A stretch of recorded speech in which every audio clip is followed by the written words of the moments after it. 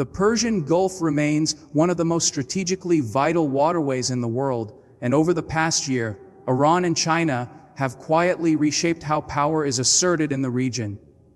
While much of the attention focuses on overt conflict, sanctions, and diplomatic rows, there is a subtler strategy in play, an alignment born of shared interests, calculated restraint, and increasing naval, economic, and political cooperation. Iran, under mounting international pressure, is reinforcing its ability to project force in its maritime approaches while maintaining plausible deniability. China, dependent on Gulf oil and energy exports, is calibrating its engagement so as not to alienate Gulf partners or provoke direct confrontation with the United States, but still ensuring its influence advances.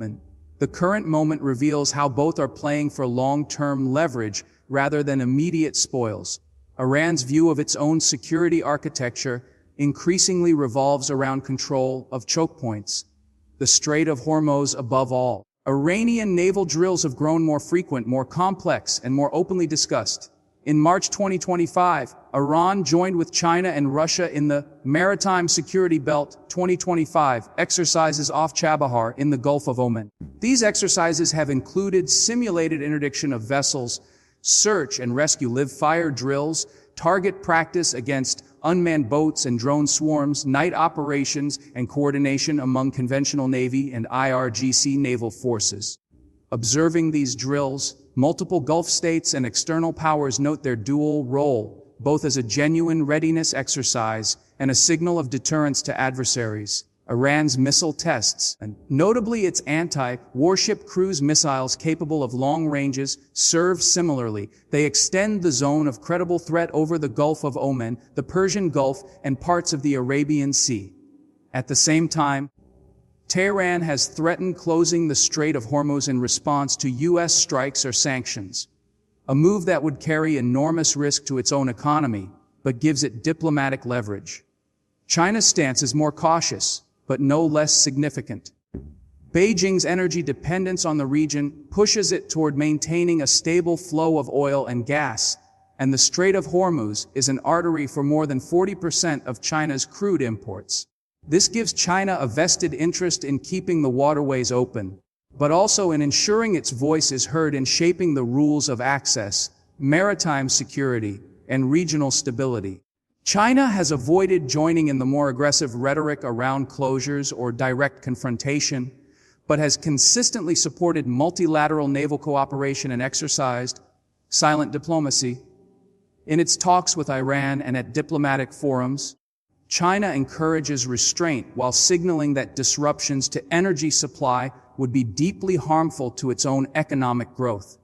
Recent reports of navigation systems being jammed near the strait have stirred concern among Chinese shipping companies, which Beijing has publicly asked to monitor movements more closely and report incidents. China also appears focused on ensuring that its relationships with Gulf Arab states remain intact even as it deepens cooperation with Iran, balancing influence carefully.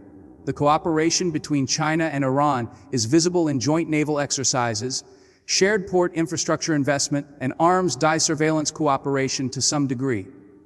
For example, Chinese warships participating in joint drills with Iran and Russia were accompanied by replenishment ships and support vessels, showing not just combat projections, but also logistics, supply chain reach, and operational sustainment. Iran's domestically built warships with stealth traits, improved missile systems, and the increasing sophistication of its IRGC naval assets give Tehran enhanced options for asymmetric warfare. Fast boats, drones, anti-ship missiles, and the ability to threaten shipping lanes if necessary. But Iran is constrained by its own economic vulnerabilities, sanctions, a weaker naval fleet compared to U.S. or Western powers, internal political cost of escalation, and concerns about triggering large-scale retaliation. Thus, many of Iran's more provocative threats, such as closing the strait, so far remain warnings rather than actions, though these warnings are part of Iran's toolkit. China's strategy operates on multiple fronts: energy security, diplomatic hedging, and maintaining global supply chains. China invests heavily in Gulf oil, participates in trade and infrastructure deals with Gulf states, and watches carefully the risk of escalation. Its foreign policy posture remains publicly neutral in many disputes, calling for dialogue and peaceful resolution. But behind the scenes, it applies pressure for stability. Beijing also avoids overtly siding with Iran in ways that would rupture its relationships with key partners like Saudi Arabia, UAE, or Israel. Chinese companies continue significant trade with Gulf Arab states, and Chinese diplomatic messaging stresses both respect for sovereignty and non-interference, even when criticizing certain actions. The United States and its Gulf allies, aware of this alignment, view it with cautious concern. Washington has repeatedly warned China not to facilitate Iran's ability to threaten navigation or energy flows, while also trying to persuade regional states to maintain alignment with U.S. security guarantees. Gulf states themselves are hedging, investing in missile defense, strengthening naval cooperation with both the U.S. and with China-Iran where possible, and avoiding being drawn into an either or binary. There is a growing pattern of multi-actor security frameworks where Iran, China, Russia, and Gulf Arab states sometimes cooperate, sometimes compete, often use ambiguity to preserve leverage. Recent sanctions pushbacks illustrate how China tries to moderate outcomes. When the UN Security Council rejected a China-Russia attempt to delay sanctions on Iran, Tehran reacted harshly, but China's protest was measured, emphasizing diplomatic fairness rather than confrontation. China's economic interest in Iranian energy remains strong, but Beijing evidently calculates that open confrontation with the U.S. or greater escalation would harm its broader strategic goals. The silence from China on many of Iran's more provocative statements is itself part of its strategy. It allows Iran to speak with bluster while keeping Beijing insulated from risk. When Iranian parliament groups approve motions about threatening to close the Strait of Hormuz, China often neither explicitly supports nor fully objects. Instead, it urges calm, continuity, stability, and avoids ultimatums.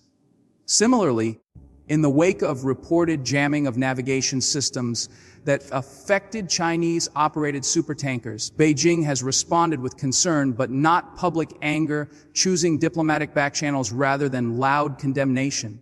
This dense network of cooperation and restraint is part of what some analysts call a quiet pivot.